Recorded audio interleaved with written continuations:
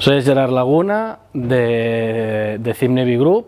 B-Group es un grupo dentro de Cimne en el que nos dedicamos a utilizar algoritmos data-driven enfocados a mejorar la eficiencia energética y la generación de energía en global, tanto en edificios como instalaciones fotovoltaicas, y todo esto con algoritmos data-driven. Estamos en el proyecto ECATE, en el cual estamos desarrollando herramientas digitales para poder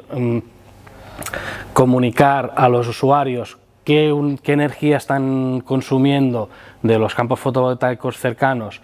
y cuál es la repartición óptima para poder utilizar mejor toda la energía fotovoltaica entre todos los usuarios.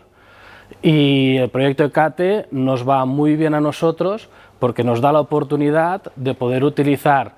un grupo de comunidades energéticas que ya existen, que están ya en desarrollo,